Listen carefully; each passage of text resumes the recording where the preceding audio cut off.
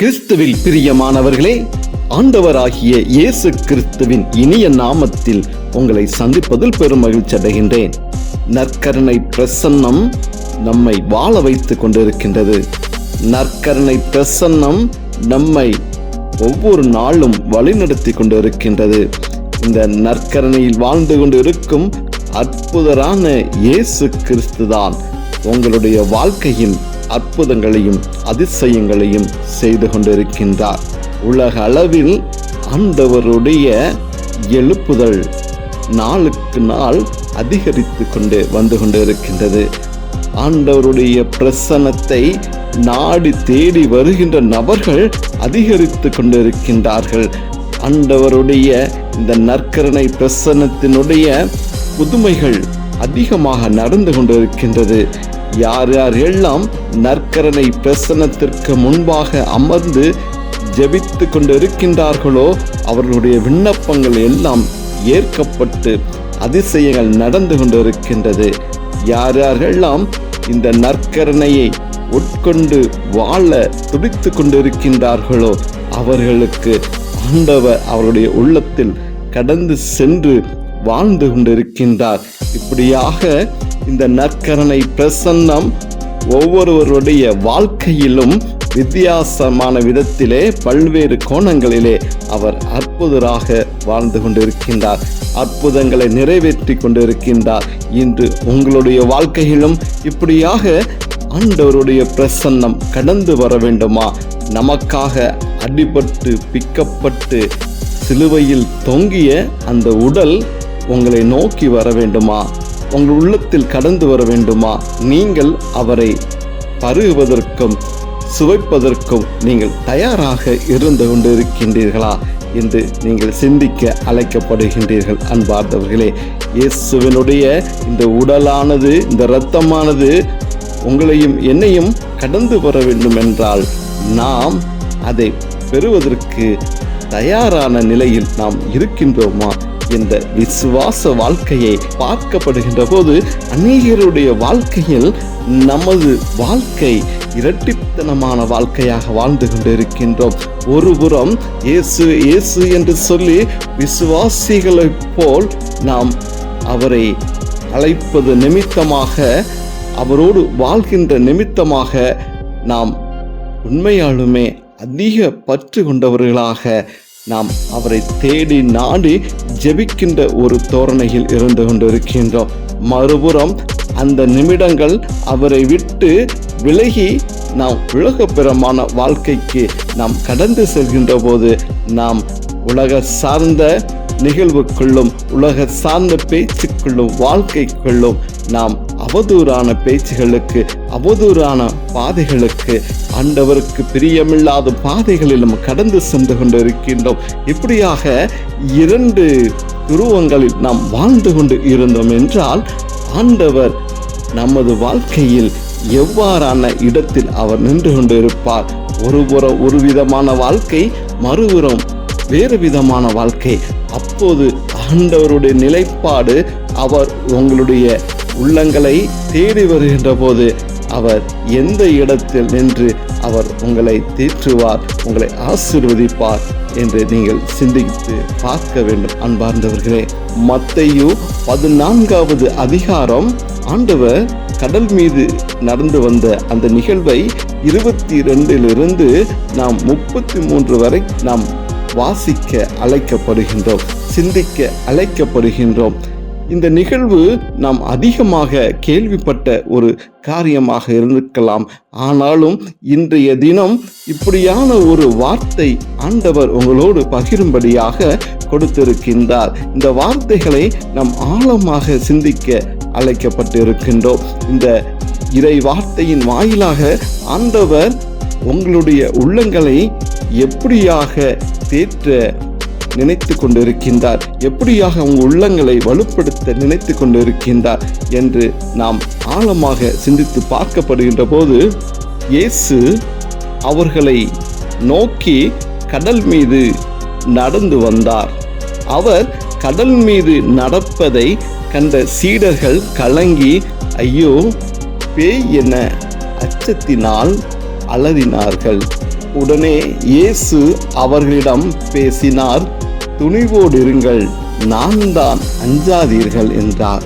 பேதுரு அவருக்கு மறுமொழியாக, ஆண்டவரே, நீர்தாம் என்றால் நானும் கடல் மீது நடந்து உம்மிடம் வர ஆணையிடும் என்றார். இயேசுவும் வா என்றார். பேதுருவும் படகில் இருந்து இறங்கி இயேசுவை நோக்கி கடல் மீது நடந்து சென்றார். அப்பொழுது பெருங்காற்று வீசியதை கண்டு அஞ்சி அவர் மூழ்கும்போது, ஆண்டவரே, என்னை காப்பாற்றும் என்று கத்தினார். இயேசு உடனே தம் கையை நீட்டி அவரை பிடித்து, நம்பிக்கை குன்றியவனே, ஏன் ஐயம் கொண்டாய் என்றார். அவர்கள் படகில் ஏறியதும் காற்று அடங்கியது. அன்பார்ந்தவர்களே, ஆண்டவர் அவர்களை படகில் ஏறி அனுப்பி வைத்து விட்டார். படகு சென்று கொண்டிருக்கின்றது. ஆண்டவர் கரையில் இருந்து கொண்டிருக்கின்றார். 4ஆம் சாம வேளையில் ஆண்டவர் அவர்களை நோக்கி வந்து கொண்டிருக்கின்றார்கள். படகில் இருந்தவர்கள் தூரத்தில் பார்க்கப்படுகின்ற போது ஏதோ ஒரு உருவம் வருகிறது என்று பயந்து அவர்கள் அச்சத்தினால் அலறினார்கள். ஆண்டவர் அதை பார்த்து, அஞ்சாதீர்கள், நான் தான் என்றார். அப்போது பாருங்கள், பேதுரு சந்தேகப்பட்டு ஆண்டவரை கேட்கின்றார், நீதான் என்றால் நானும் கடல் மீது நடந்து வருவதற்கு என்னை அழைத்து கொள்ளுங்கள் என்று சொல்லப்படுகின்ற போது ஆண்டவரும் என்று சொல்கிறார். இவரும் கடல் மீது நடந்து ஆண்டவர் நோக்கி சென்று கொண்டிருக்கின்ற போதுதான் அவருக்கு ஒரு பயம் வருகிறது. நாம் தண்ணிக்குள் மூழ்கி விடுவோமோ, காத்துக்குள் மூழ்கி விடுவோமோ என்று ஒரு பயம் வருகின்ற போது அவர் தண்ணீர்கள் மூழ்கக்கூடிய நிலை உருவாகின்றது. பேதுரு ஆண்டவரை நோக்கி, ஆண்டவரே, என்னை காப்பாற்றும், நான் நீரில் மூழ்கப் போகிறேன் என்று சொல்லப்பட்டிருக்கக்கூடிய அந்த நிலையில் ஆண்டவர் கையை நீட்டி அவரை பிடித்து, நம்பிக்கை குன்றியவனே, ஏன் ஐயம் கொண்டாய் என்றார். பாருங்கள் அன்பார்ந்தவர்களே, ஆண்டவர்தான் என்று தெரியாமல் அச்சப்பட்ட சூழ்நிலையில் பயந்திருந்தார்கள். போது ஆண்டவருடைய குரலை கேட்டு மீண்டுமாக சந்தேகம் எழுகின்றது. அப்படி என்றால் என்னையும் நீர் கடலுக்குள் நடந்து வரும்படி அலையுங்கள் என்று சொல்லி, அப்போதும் நடந்து செல்கின்ற போது கூட மனிதனுக்கு ஒரு பயம் வருகிறது, ஒரு நம்பிக்கை இல்லாத நிலை வருகிறது. அப்படியும் அவர் நீரில் மூழ்கக்கூடிய நிலையில் கூட ஆண்டவரைத்தான் அவர் வேண்டிக் கொண்டார். அப்போது கூட ஆண்டவர் தான் கரம் பிடித்து நம்மை தூக்கி விடுகின்ற நிலை நாம் அதில் பார்க்கப்படுகின்றோம். அப்போது ஆண்டவர் பேதுருவை பார்த்து, நம்பிக்கை குன்றியவனே, ஏன் ஐயம் கொண்டார்? ஏனென்றால் ஆண்டவர் அவரோடு இருந்து கொண்டு இருக்கின்றார். அவர்தான் வரும்படி அழைத்து அவரோடு பயணிக்கும்படி செல்கின்ற போது அவருக்குள் வந்த பயம், அந்த பயம் அவரை நீருக்குள் மூழ்கும்படியான நிலையை உருவாக்கியது. ஆண்டவர் தான் இருக்கப்படுகின்ற போது எதற்காக நீங்கள் அஞ்சுகின்றீர்கள்? எதற்காக உன் விசுவாசத்தை நீ இழந்து கொண்டு இருக்கின்றாய்? உனக்கு வேதனைகள், சோதனைகள், பாடுகள் வருகின்ற போது எல்லாம் என்னை அழைக்கின்ற போது நான் உன்னோடும் தான் நான் வந்து கொண்டு இருக்கின்றேன். உன்னை தேற்றத்தான் நான் வந்து கொண்டு இருக்கின்றேன். உன்னை விடுதலை கொடுத்து உன்னை ஆசீர்வதிக்கத்தான் வந்து கொண்டு இருக்கின்றேன் என்று அநேக நிலைகளில் நமது வாழ்க்கையில் நம்மளுடைய வேண்டுதல்களை ஏற்று ஆண்டவர் அற்புதம் செய்யக்கூடியவராக இருந்து கொண்டிருக்கின்றார். அன்பார்ந்தவர்களே, எப்போது நீங்கள் ஆண்டவர் மேல் விசுவாசம் வைத்து அவரோடு நீங்கள் பயணிக்கின்ற நிலை வருகின்றதோ அப்போதே ஆண்டவர் உங்களை பார்க்கின்றார். ஆண்டவர் உங்களை கரம் பிடித்து விட்டார். எவ்வளவு சோதனைகள் வந்தாலும், வேதனைகள் வந்தாலும், நோய்கள் வந்தாலும், கடன்கள் வந்தாலும், உலகம் என்ன சொல்லினாலும் அவர் கரம் பிடித்து விட்டார். அவர் அழைத்து கொண்டால் அவர் உங்களை நிச்சயமாக கைவிடாதவாறு உங்களை பாதுகாப்பார். ஆனால் நாம் ஆண்டவரை நோக்கி கடந்து சென்று கொண்டிருக்கின்ற போது கூட இது நடக்குமா, இது நடக்காதா, அவர் என் கரத்தை பிடிப்பாரா, பிடிக்க மாட்டாரா என்று வருகின்ற அந்த சந்தேகம், தடுமாற்றம் நம்மை நீரில் மூழ்க வைத்துவிடும். அப்போதும் கூட நீங்கள் கெஞ்சி கேட்கின்ற போது கூட ஆண்டவர் கரம் பிடித்துத்தான் உங்களை தூக்கி விடுகின்றார். அவர் நம்மோடு இருக்கப்படுகின்ற போது, நம் அருகில் இருக்கப்படுகின்ற போது நமக்கு எந்த குறைவும் இல்லை என்பதை நாம் நம்பிக்கையாக கொண்டுதான் நாம் இந்த நற்கருணை பிரசன்னத்தை உண்டு புசித்து ஒவ்வொரு நாளும் நாம் வாழ்ந்து கொண்டிருக்கின்றோம். எந்த சூழ்நிலைகளிலும் நீங்கள் நம்பிக்கை குன்றியவர்களாக இல்லாதபடிக்கு, ஐயம் இல்லாதவாறு நீங்கள் வாழப்படுகின்ற போது, நீங்கள் வாழ்கின்ற போது ஆண்டவரை இறுக்கமாக பிடித்து எந்த சூழ்நிலையிலும் அவர் என்னோடு இருப்பார், எந்த நிலையிலும் அவர் என்னோடு இருப்பார் என்று சொல்லி நீங்கள் ஒவ்வொரு நாளும் உங்களுடைய பயணங்களை தொடர்கின்ற போது, உங்கள் வாழ்க்கையை நீங்கள் வாழ்கின்ற போது ஆண்டவர் நிச்சயமாக உங்களோடு பயணிப்பார், உங்கள் தேவைகளை சந்திப்பார். அப்படியான ஆசீர்வாதங்களை தேடி இன்றைய தினம் ஆண்டவரோடு கடந்து செல்ல போகிறோம். ஆண்டவர் நிச்சயமாக இன்றைய தினத்தில் உங்களை கரம் பிடித்து தூக்குகின்றவராக, உங்களுடைய வாழ்க்கையில் என்னென்ன நிலைப்பாடுகளுக்காக நீங்கள் ஜெபித்து கொண்டு இருக்கின்றீர்களோ, என்னென்ன தேவைகளுக்காக ஜெபித்து கொண்டு இருக்கின்றீர்களோ, இன்று நிச்சயமாக அவர் நிறைவேற்றுவார். ஆனால் நீங்கள் மத்தேயு 14வது அதிகாரம் 22 33 வரை உள்ள இறை வார்த்தைகளை நீங்கள் பல முறை ஆழமாக வாசித்து அதில் இருக்கக்கூடிய சூழ்நிலைகளை புரிந்து, அன்று நடந்த அற்புதம் இன்று என்னுடைய வாழ்க்கையில் நடக்க வேண்டும் என்று சொல்லி நீங்கள் ஆவலாக ஜெபிக்கப்படுகின்ற போது ஆண்டவர் நிச்சயமாக உங்களை தேடி வருவார். ஜெபிப்போமா? நற்கருணை ஆண்டவரே, இந்த நற்கருணை பிரசனத்திற்கு முன்பாக நான் நின்று கொண்டு இருக்கின்றேன்.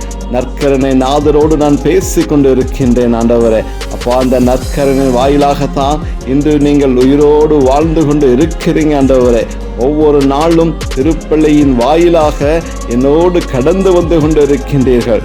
நான் இதற்கு முன்பாக அமர்ந்து ஜெபிக்கப்படுகின்ற எல்லா விண்ணப்பங்களுக்கும் நீங்கள் கேட்டு கொண்டு இருக்கின்றீர்கள், நிறைவேற்றி கொண்டு இருக்கின்றீர்கள். அப்படியாக நம்பிக்கையோடு ஆண்டவரே, இந்த நேரத்தில் நான் கடந்து வந்திருக்கிறேன் தகப்பனே. அப்பா, இப்படியாக பிள்ளைகள் ஆண்டவரே பல சூழ்நிலைகளில் உம்மை தேடி வந்து கொண்டு இருக்கின்றார்கள். ஆண்டவரே, பல நிலைகளில் இன்று வாழ்ந்து கொண்டு இருக்கின்ற ஒவ்வொரு உள்ளங்களும் ஆண்டவரே அப்பா நொறுங்கி ஆண்டவரே அப்பா பல சூழ்நிலைகளை ஆண்டவரே இவர்களுடைய வாழ்க்கை இவர்களால் இழக்கப்பட்டு எங்கே செல்வது, எங்கே போவது, இதற்கு என்ன விடை என்று ஆண்டவரே பல கேள்விகளோடு அப்பா திசைகள் தெரியாமல் ஆண்டவரே எங்கே போவது, யாரிடம் கேட்பது, யாரிடம் சொல்வது, யார் உண்மையானவர்கள் என்றெல்லாம் பல குழப்பங்களோடு வாழ்ந்து கொண்டு இருக்கின்ற இந்த அன்பு உள்ளங்களை அப்பா நீங்கள் பார்க்க வேண்டுமா கூட ஜெபிக்கிறோம். ஆண்டவரே அப்பா இவர்களை தொட்டு நீங்கள் குணப்படுத்த வேண்டுமா கூட ஜெபிக்கிறோம். இந்த வேலை ஒரு ஆசீர்வாதமான வேலையாக இருக்கிறது. ஆண்டவரே, பேதுருவை அழைத்து நீங்கள் நீரில் மூழ்காதபடிக்கு விசுவாசத்தில் அவரை நீங்கள் தூக்கி எடுத்து ஆண்டவரே மறுபடியுமாக அந்த படகில் ஏற்றி நீங்கள் அழைத்து சென்றீர்களே, அதே நிலையில் இன்று படகில் தத்தளித்து கொண்டு இருக்கின்ற அநேக உள்ளங்கள் இன்னைக்கு வாழ்ந்து கொண்டு இருக்கின்றார்கள். கடலில் ஏறுவதற்கோ, கடலுக்குள் நடப்பதற்கோ, தண்ணீரில் இறங்குவதற்கும், படகில் ஏறி பயணிப்பதற்கும், அக்கரை செல்வதற்கும், கரை சேர்ந்து விடுவோமா, கரை சேர மாட்டோமா என்றெல்லாம் பல சூழ்நிலை நிமித்தமாக கவலையோடும் கண்ணீரோடு இருந்து கொண்டு இருக்கிற உள்ளங்களுக்கு நீங்க இன்று ஒரு விடுதலை கொடுக்க வேண்டுமா கூட ஜெபிக்கிறோம். இதோ நான் இருக்கின்றேன், என்னோடு விசுவாசமாக நீ கடந்து வா, உன் வாழ்க்கை பிரகாசமாக மாறும். நீ எல்லா சூழ்நிலைகளும் விட்டு எனக்காக வாழ முற்படுகின்ற போது என்னுடைய பிரசன்னம் உன்னை கடந்து வரும். என்னுடைய கரம் உனக்கு முன்பாகவும் பின்பாகவும் உன்னை நின்று வழிநடத்தும். எனது ஆணி படிந்த இந்த கரமானது உன் வாழ்க்கையில் ஆசீர்வதித்து உன்னுடைய எல்லா நிலைப்பாடுகளிலும் நான் நின்று உயர்த்தி கொடுப்பே. உனக்கு இனிமேல் சோதனை இல்லை, கவலை இல்லை, கண்ணீர் இல்லை. நீ என்னோடு வாழ்கின்ற போது நான் நிச்சயமாக எந்த சூழ்நிலையிலும் உன்னை நான் கைவிட மாட்டேன். எந்த சூழ்நிலையிலும் நீ பாதாளத்திற்கு போக மாட்டாய். எந்த சூழ்நிலையிலும் பாவத்தில் நீ மரித்து போக மாட்டாய். எந்த சூழ்நிலையிலும் நீ நோய்க்கு உட்பட்டு நீ மரிக்க மாட்டாய். எந்த சூழ்நிலையிலும் பிசாசு உன்னை தொடமாட்டார். எந்த சூழ்நிலையிலும் உன்னுடைய வாழ்க்கை மாற்று பாதையில் செல்லாதபடிக்கு என்னுடைய கரம் உன்னை நேர்த்தியான விதத்தில் நின்று வழிநடத்தும். ஆண்டவரே, இப்படியாக நீங்க கொடுத்து கொண்டு இருக்கின்ற வார்த்தைகள் ஒவ்வொரு உள்ளங்களையும் நிச்சயமாக ஆண்டவரே குணப்படுத்தும், திடப்படுத்தும், ஆசீர்வாதத்தில் நிறைக்கும். இந்த நற்கரணை பிரசன்னத்திற்கு முன்பாக அமர்ந்து ஜெபித்து கொண்டு இருக்கின்ற பிள்ளைகளுக்கு இன்றைய தினம் ஒரு விடுதலை கொடுப்பீங்க என்று விசுவசிக்கிறேன் ஆண்டவரே. அப்பா, இன்றைய தினத்துல பலருக்கு ஒரு விடுதலை வரப்போகிற தினமாக, பலரது வாழ்க்கையில் கண்ணீர்கள் மாற்றக்கூடிய தினமாக, பலரது வாழ்க்கையில அப்பா ஒரு அதிசயங்கள் நடக்கக்கூடியதாக, பலரது விண்ணப்பங்களுக்கு இன்று விடை கொடுக்கக்கூடிய ஒரு நற்கரணை ஆராதனையாக இந்த ஆராதனை இருந்து கொண்டு இருப்பதற்கு நன்றி செலுத்துகிறோம் ஆண்டவரே. நன்றி செலுத்துகிறோம், நன்றி செலுத்துகிறோம், நன்றி செலுத்துகிறோம். அப்பா, நீங்க எவ்வளவு ஆண்டவரே எங்களுக்காக பாடுகளையும் வேதனைகளையும் அனுபவித்த ஆண்டவரே, உங்க உயிர்களை உமது உயிரை எங்களுக்காக விட்டு சென்றீங்களே ஆண்டவரே. மறுபடியுமாக பரிந்து பேசுவதற்காக ஆண்டவரே தந்தையிடத்தில் சென்று, அப்பா, தந்தையினுடைய வலப்பக்க வீற்றிருக்கின்ற தெய்வமே, தூயாவியின் வடிவில் எங்களோடு கடந்து வந்து கொண்டு இருக்கிற தெய்வமே, ஆண்டவரே அப்பத்தின் வாயிலாக இன்று எங்களுக்கு உணவாகவும் உடலாகவும் ஆண்டவரே எங்களோடு வாழ்ந்து கொண்டு இருக்கின்றீர்களே. பிள்ளைகள் தடுமாறும் போய்விடக்கூடாது. பிள்ளைகள் இடறி கீழே விழுந்து விடக்கூடாது. பிள்ளைகள் பாவத்திற்குள் மறித்து விடக்கூடாது. பாவத்திற்கு போய்விடக்கூடாது. பிசாசின் பிடியில் சிக்கிவிடக்கூடாது என்று சொல்லிதானே இந்த உடல் எங்களுக்காக நீங்க கொடுத்து சென்றீர்கள். இந்த உடலை ஆராதிக்க, துதிக்க, மகிமைப்படுத்த எனக்கு ஒரு வாய்ப்பை கொடுத்ததற்காக நன்றி. எங்களுக்கு ஒரு வாய்ப்பை கொடுத்ததற்காக நன்றி. இந்த நற்கரணை பிரசன்னம் எங்களோடு ஈர்க்கப்படுகின்ற போது, இந்த நற்கரணை பிரசன்னத்தோடு நாங்கள் வாழ்கின்ற போது, ஆண்டவர் நிச்சயமாக என் தேவைகளை சந்திக்கக்கூடியவராக, என்னை பரலோக வாழ்க்கைக்கு அழைத்து செல்லக்கூடியவராக, ஆண்டவரே நீங்கள் திரும்ப வருகின்ற போது நான் உமக்கு முன்பாக நின்று உம்மை ஆராதிக்க, துதிக்க எனக்கு நீங்க வாய்ப்பு கொடுப்பீங்க என்ற நம்பிக்கையோடு இருக்கின்றோம் தகப்பனே. அப்பா, இந்த நற்கரணை பிரசன்னம் அநேகருடைய வாழ்க்கையில் பெரிய மாற்றத்தை எடுக்க வேண்டுமா கூடி ஜெபிக்கிறோம். அப்பா, இது காணொளியாக இருக்கலாம், ஆனா என்னுடைய எண்ணம் நான் உம்மோடு பேசிக்கொண்டு இருக்கின்றேன். என்னுடைய எண்ணம் நான் உம்மோடு வாழ்ந்து கொண்டு இருக்கின்றேன் ஆண்டவரே. இந்த நற்கரணை பிரசன்னம் உம்மையும் என்னையும் இணைப்பதற்கு இந்த இணைய வழி ஒரு பாதையாக இருந்து கொண்டிருப்பதற்கு நன்றி செலுத்துகிறேன் ஆண்டவரே.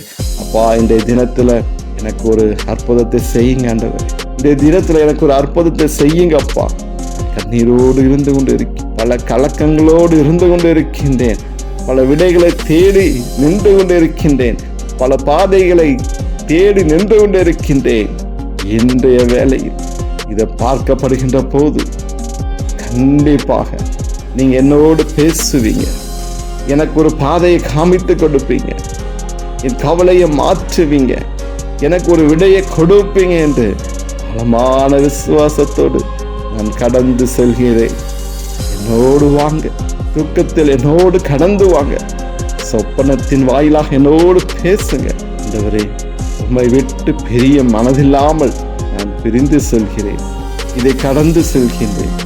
எப்போதுமே இந்த நற்கரணத்துக்கு முன்பாகவே அமர்ந்து நான் வாழ வேண்டும் என்றுதான் என்னுடைய எண்ணமாக இருந்து கொண்டு இருக்கிறது தகப்பனே. நீங்க மனம் இறங்குங்க ஆண்டவரே. இந்த அடியேன் மேல் மனம் இறங்குங்க. என்னையும் என் குடும்பங்களையும் கரம் பிடித்து ஆண்டவரே நீங்க அணைத்து கொள்ளுங்க அப்பா. நீங்க அணைத்து கொள்ளுங்க ஆண்டவரே. இப்படியாக தெய்வீக பிரசன்ன நேரத்திற்கு என்னை அழைத்து வந்ததுக்கு நன்றி செலுத்துகிறேன். தொடர்ந்து உமது பிரசன்னம் என்னோடும் எங்கள் குடும்பங்களோடும் இருக்க வேண்டுமாய் இயேசுவின் நாமத்தில் ஜெபிக்கின்றோம் நல்ல பிதாவே. ஆமென்.